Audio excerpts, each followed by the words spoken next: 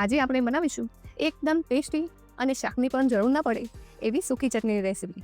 તો ચાલો ફટાફટ આ ટેસ્ટી એવી ચટણી બનાવવાનું શરૂ કરીએ. સૌથી પહેલાં આપણે ગેસ પર પેન ગરમ કરવા રાખીશું.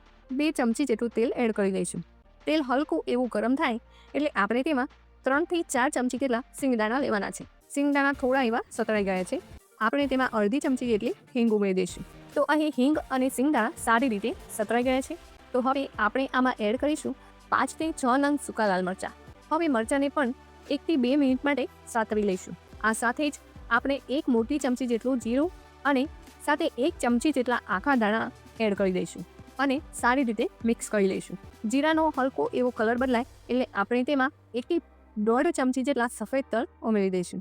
સારી રીતે મિક્સ થઈ જાય એટલે આપણે આમાં 7 થી 8 નંગ જેટલી લસણની કળીને સાતળી લઈશું.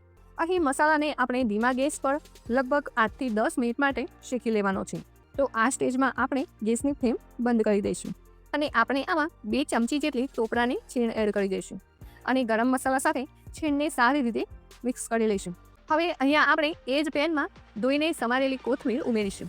સાથે જ ખૂબ સારા એવા પ્રમાણમાં મીઠા લીમડાના પાન લીધા છે. અહીં મીઠા લીમડાને મેં સારી રીતે ધોઈ તેને સાફ કરીને લીધો છે. હવે એકદમ મીડિયમ ગેસની ફ્લેમ પર આપણે મીઠા લીમડાને અને કોથમીરને સારી રીતે શેકી લેવાના છે. તો અહીં તમે જોઈ શકો છો અંદાજે 3 થી 4 મિનિટ પછી મીઠા લીમડાના પાન સારી રીતે શેકાઈ ગયા છે. હવે ચટણી બનાવવા માટે આપણે એક મિક્સર જાર લઈશું. તેમાં આપણે શેકેલો મસાલો ઉમેરી દઈશું.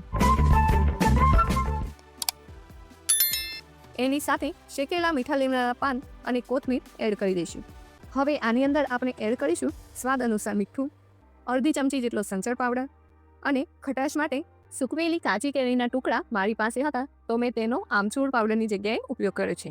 અડધી ચમચી જેટલી ખટાશને બેલેન્સ કરવા માટે આપણે અહીંયા ખાંડ ઉમેરીશું અને મિક્સર જારનું ઢાંકણ બંધ કરી બધી જ વસ્તુને અધકચરી એવી ગ્રાઇન્ડ કરી લઈશું. તો અહીંયા તમે જોઈ શકો છો એકદમ ટેસ્ટી અને સૂકી ચટણી બનીને તૈયાર છે. આ ચટણી તમે રોટલી, ભાખરી કે પછી થેપલા અથવા તો ખાખરા સાથે પણ એન્જોય કરી શકો છો.